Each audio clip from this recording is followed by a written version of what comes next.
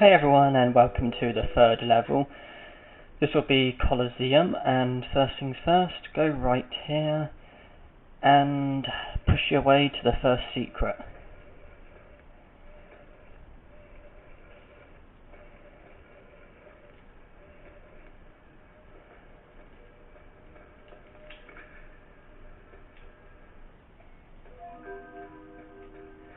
And then, if you go down here, you will be faced with the first trap of the level. Basically, you run along there, the ground breaks and there's lava underneath you. Now I believe the best way to do it is to just run, just normal running, then a bit more normal running, then jump, done. If you try sprinting, I have a feeling it doesn't work, because when you sprint, obviously you can't jump, because if you press the jump button you do that forward roll thing, and if you did that you wouldn't make it over the gap and you would probably just fall to your death.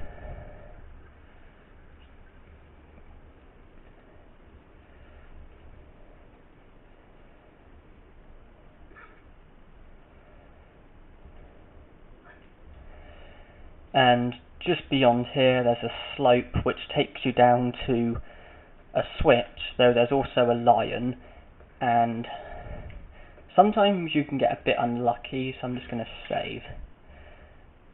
You'll notice that there's two files. I played a little bit ahead just for a bit of practice, but I'll save over this one.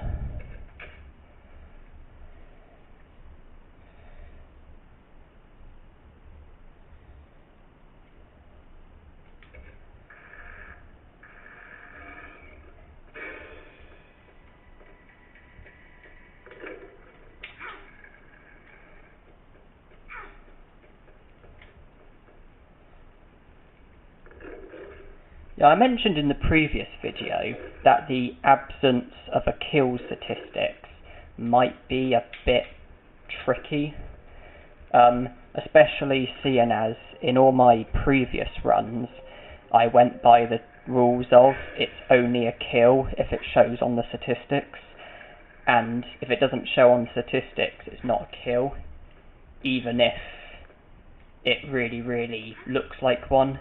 Hence why in Tomb Raider 2 I killed enemies with the snowmobile in Tibetan foothills, because it didn't show on statistics as a kill.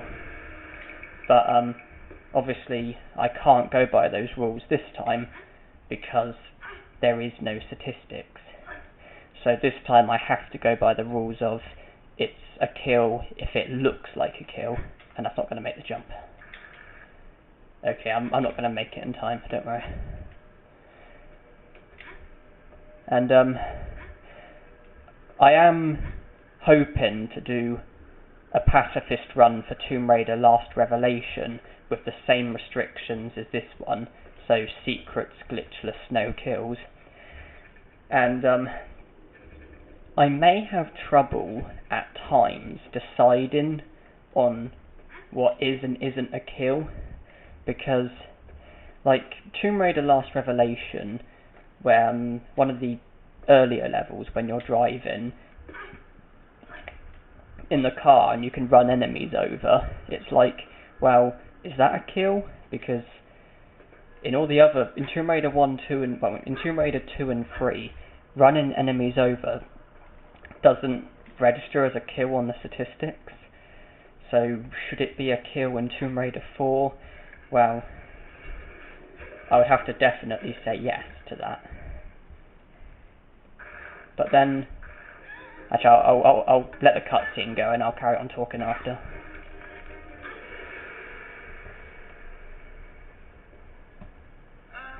An unfortunate situation, no? I had worse. Indeed. This is a very deep pit, and in this such a historic venue, I feel sure there may be valuable artifacts lurking in its depths. I can't tempt you, Taylor. Jump down and look. Well, this is my point. I feel you may be better qualified to examine its secret, unless you perish in the fall, expire in the fall. Perhaps if you lighten your load a little, it may lessen the impact. Does you carry? Wondered when you get to that. Pull me up, unless don't seem And will you all live happily ever after? I think not. Give me your word that once you leave the pit, you will not lay a finger on me. You have my word.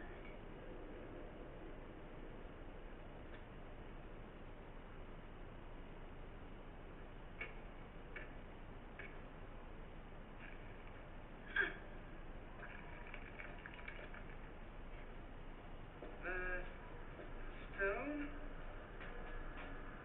Now, Miss Croft, you gave me your word. Come now, Lara. Lara, you promised.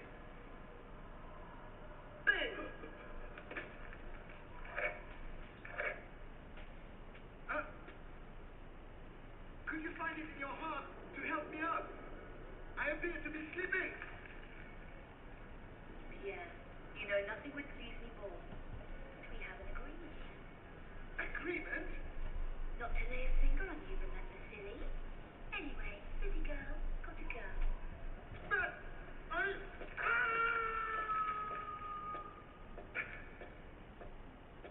Don't let me hold you up.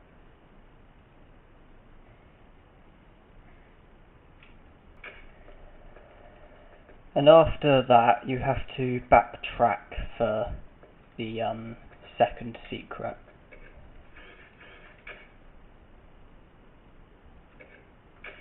As I was saying, yeah, there may be bits where it's hard to decide what is and isn't a kill.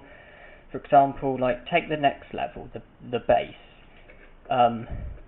There's that cutscene at the beginning where Lara kills the guy who was using the crane thing, and obviously you don't personally kill that guy, but Lara still does, and it's like, well, should that count as a kill?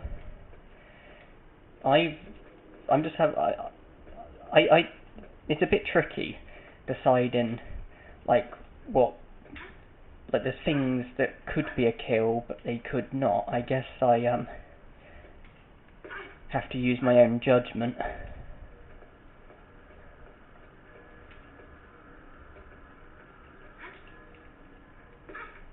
But yeah, I have done a bit of practice with Tomb Raider 4, and I did practice a secret glitchless no kills run, and I have to say that to begin with it was pretty straightforward. However, the Alexandria section had a ridiculously hard level. The level is the Lost Library, because at some point during the level, one of those fire element things is triggered, and I know you can distinguish them, but I consider it to be a kill, and so I have to leave them alive, and with them alive, the level was undeniably hard, because I had to crawl through tiny crawl spaces and like push open doors and climb ropes, and I just got set on fire every time. I eventually managed to get through it, but it was ludicrous. I had to literally save the game like every 3 seconds. It was ludicrous. And that quite possibly makes Tomb Raider 4 the hardest to do a pacifist run for. I mean, I know I said that Tomb Raider 2 was ridiculously hard, with Bartoli's hideout, offshore rig, diving area, Tibetan foothills. There were other levels, but none of those levels are close to what Tomb Raider 4 was like with the Lost Library. The Lost Library was an awful lot harder.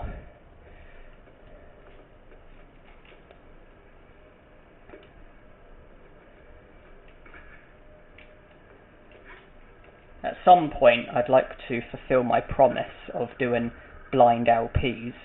I said I'd do a blind LP for Legend and Underworld, and I haven't got around to it as of yet. I'd probably rather do the pacifist runs first.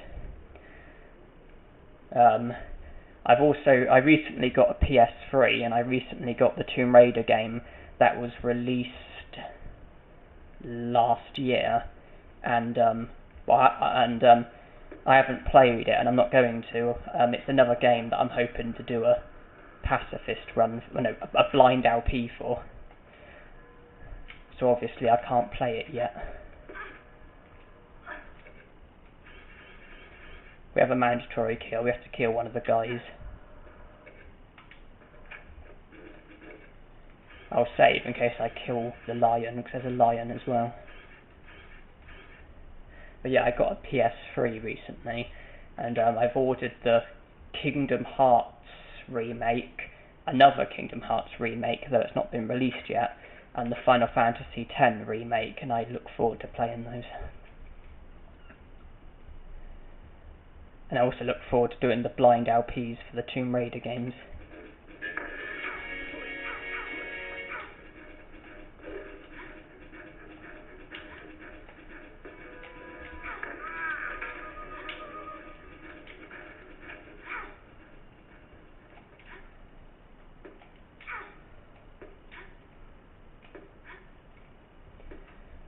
As for these pacifist runs, I am hoping to do a pacifist run for all 6 of Core's Tomb Raider games.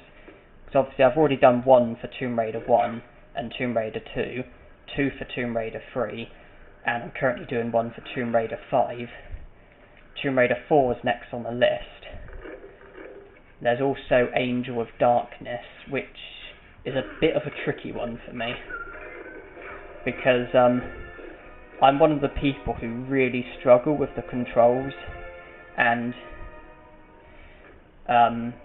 that creates a problem for me because the controls make Tomb Raider Angel of Darkness really hard for me, not in a good way, because I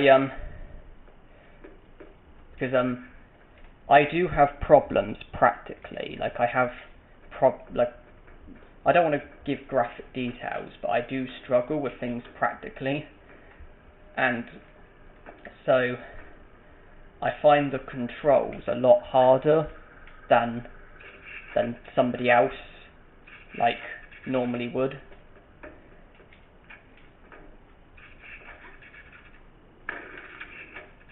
Okay, maybe come down there is not a good idea.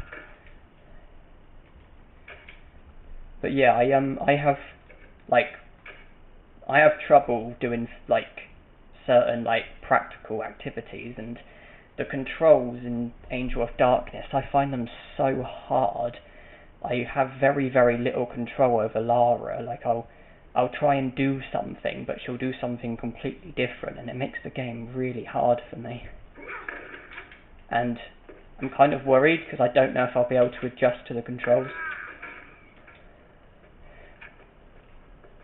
And it's a shame because, obviously, if I'm to do a pacifist run for all of Core's games, I would have to do one for Angel of Darkness.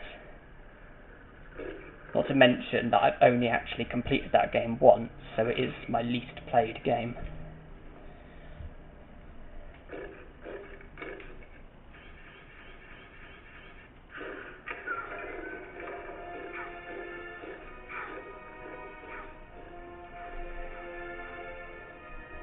Obviously this guy is a mandatory kill. The lion's not, but this guy is. The other guy was, and I believe that's 2 kills. Pierre does not count as a kill. Reason being, he wasn't killed. Because, obviously, we see him again in Tomb Raider 1. Tomb Raider 1 is set after the Rome section, and so he obviously survived the fall. Though Core probably didn't explain it very well.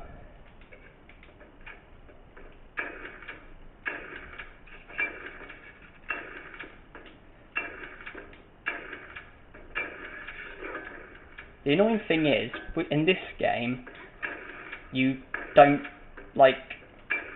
the moment in the other games, if you're shooting at one enemy, you continue to shoot at that enemy. But in this game, you shoot for whatever's enemy nearest. And I don't want to shoot the lion by accident.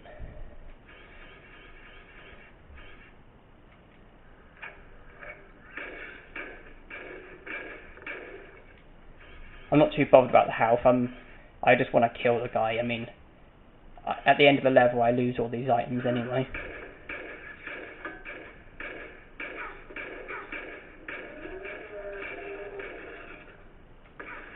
Oh, what the hell? He fell on me and I lost a load of health. That's not fair.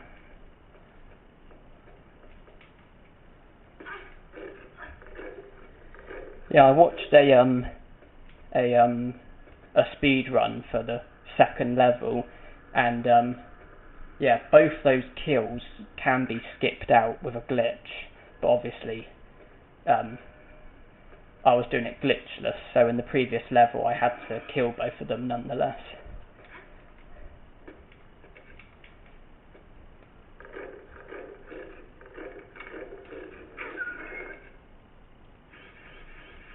I'm going to save because I know there's a secret down here somewhere. Well, the third secret is down here, so I'm having to rely on my memory a bit. So although I've played ahead, I didn't actually play this far.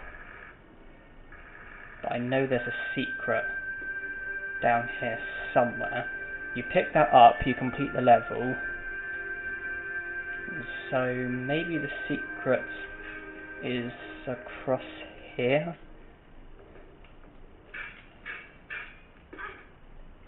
Looks good. Looks good. Looks good. Looks good. Is good.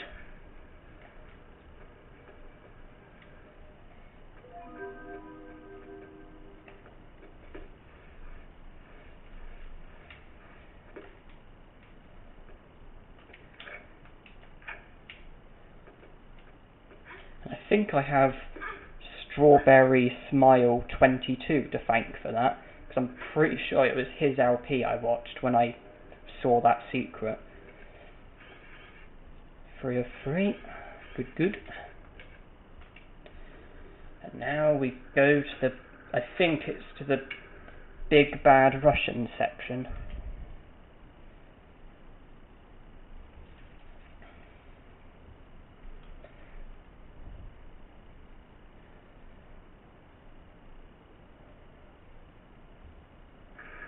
Yeah, this takes us to the base. Yeah, this is the Russian section now. Obviously, I have to save here and that'll be the end of the level. So yeah, thanks for watching, hope you enjoyed, and I'll see you in the next level in the Big Bad Russia with the Big Bad Russians.